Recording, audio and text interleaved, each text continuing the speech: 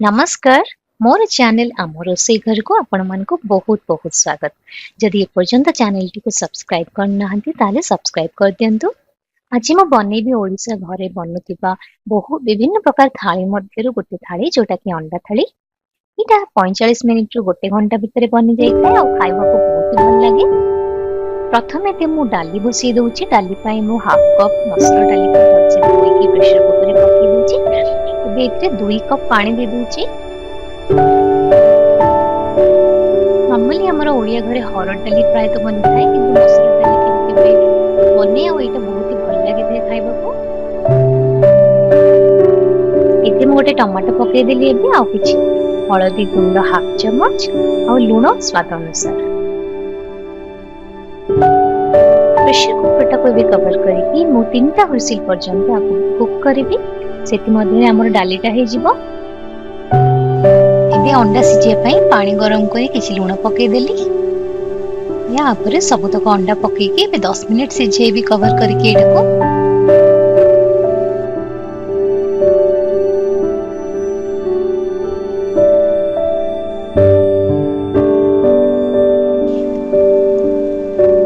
या पर को ठंडा करी यार चोपा छड़े दबा।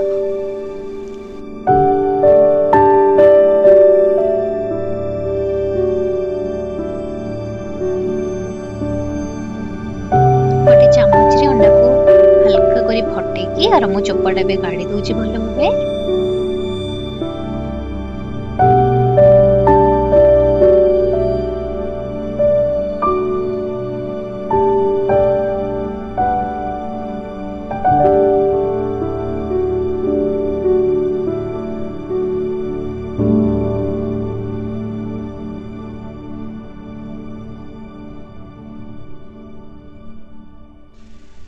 या भितरे मु किछि अदा रसुण पेस्ट बाटिकी रखिछि। आउ किछि पियाज को बड़ बड़ खंड काटिकी रखिछि। किछि टमाटो किछि धनिया पत्र पियाज को छोट छोट करी काटिकी रखिछि डालटा छुंग करे पे। आउ किछि रसुण आउ कंचा लंका।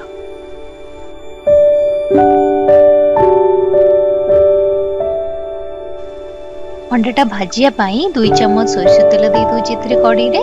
तापर अंडा गुडा पक्की के एबे ताको भलो भाबे भाजी दबा। 5 मिनिट खंड लागिबो एटा भाजिबा को।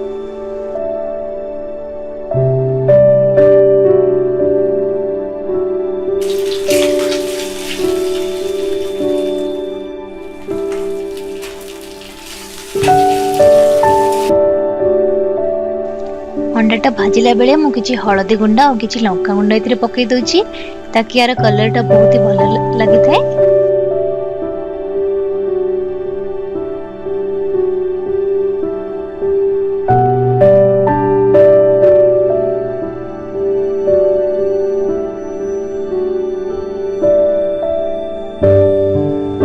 अंडा गुडा बे भलो भाबे भाजी गलाणी। मु एटा को गोटे प्लेट को काढी दोछि।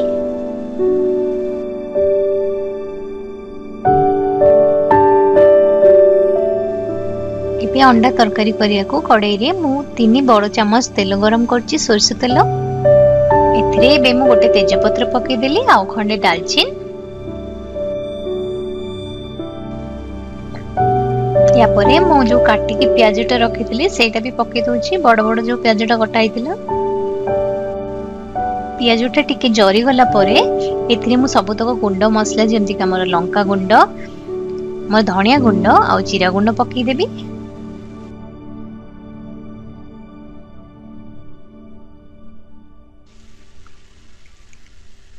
ए मसलाटा बे हे असलाणी। एबे मु जो बाटी रखिथिबा हमर अदा रसुण पेस्ट रु 2.5 चम्मच खंड एतरे पकई दोछि।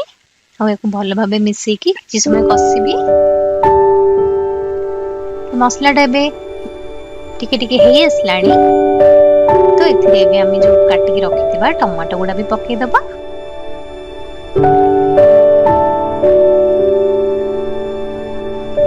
टमाटो को एटा टिके नरम हबा को दबा। एबे या परे मु एतरे आधा कप खंड पानी भी दे दोछि। पानीटा दे देले हमर टमाटो भलो भाबे सिझि जिवो। एबे मु एटा को घोड़ी की 5 मिनिट खंड स्लो फ्लेम रे टमाटोटा को नरम होबा को देबी। एबे 5 मिनिट हे गलानी मु एटा एबे कवरटा काढी के देखि दोछि। मो टमाटोटा प्राय तो सिझि आसलानी। एटा को भी आउथरे भलसे मिसई दूची। या परे एथिरे मु स्वाद अनुसार लूणटा भी पके देली। एथिरे भाजी की रखिथिबा अंडा गुडा भी एबे पके दूची।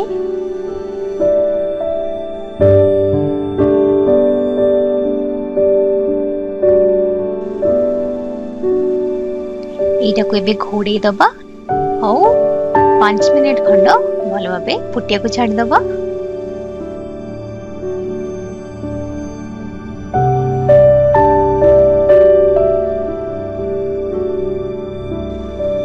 पांच मिनट परे मु कभरटा भी काढ़ी दउची एथरो।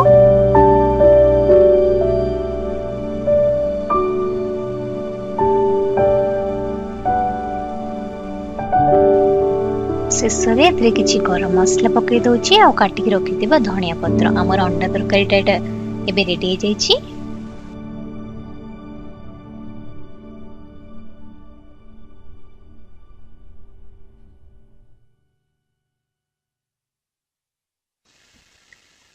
एबे भात पाई मु 2 कप चावल नै जाईची आ ए दु चावल को भल भाबे एबे धोई दबा।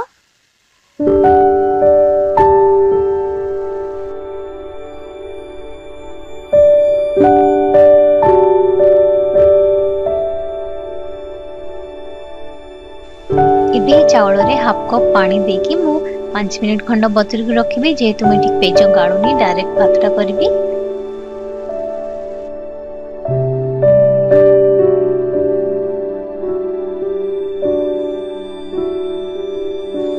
एबे भातटा करबा पई मु इतरे 4 कप आउ पानी दे दोची।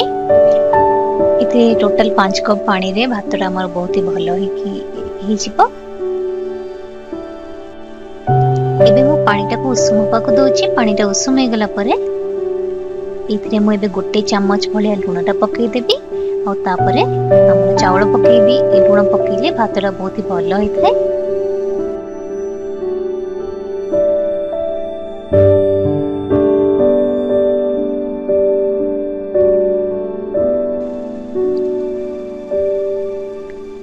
भातटा हबा पाई मु एटा को कवर करके 10 मिनिट भलिया कुक करबी लो फ्लेम रे।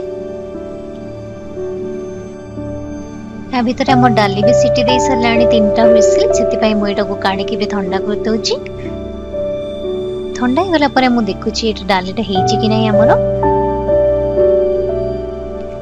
एठी हमर डालीटा बहुत ही भलो भाबे सिजी जाईची जेति कि दरकार हमको। एबे डालीटा छुंको करिया को मोडे तड़का पैन नै जाउची और एथिरे आमे भी 2 चम्मच 2 रु 3 चम्मच सोरसो तेल पकेबा। सोरसो तेल रे ही मस्टर्ड डाली रो टेस्ट बहुत ही भल लागि थाए। एबे मु डाली रे पकेइथिबा टमाटोटा को भी भल भाबे मिसई दोची डाली रे।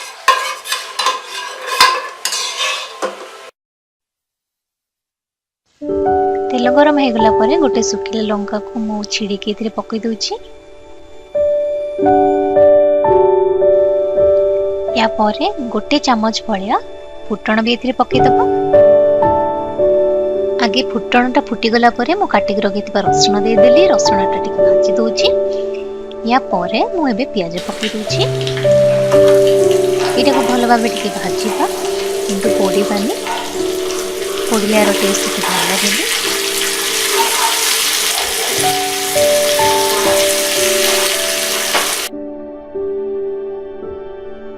हमर फुटण छुंकटा पूरा पूरी प्रस्तुत हो जाइए। मु एटा को डाली रे मिसई दोची। डाली रे भल भाबे मिसई देला परे बे डालीटा को गैस ऊपर आउ थरे 1 मिनिट खंड पई फुटिया को देबी। आ हे गला परे एथिरे मु किछि काटी के रखितबा धनिया पत्र भी पके देबी।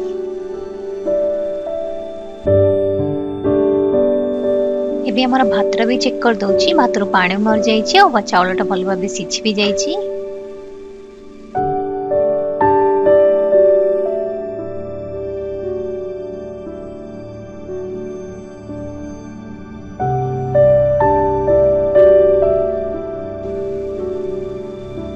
सब जिनस हो गला परे एबे लास्ट टाइम पांपड़टा भाजी देबी। सेति पई मु 2 चम्मच रिफाइन तेल पकोची तवा रे। तेलटा गरम हो गलानी मु गोटे पांपड़टे भी पकोची आ यार 2 साइड लेउटे की भल भाबे भी भाजी देबी।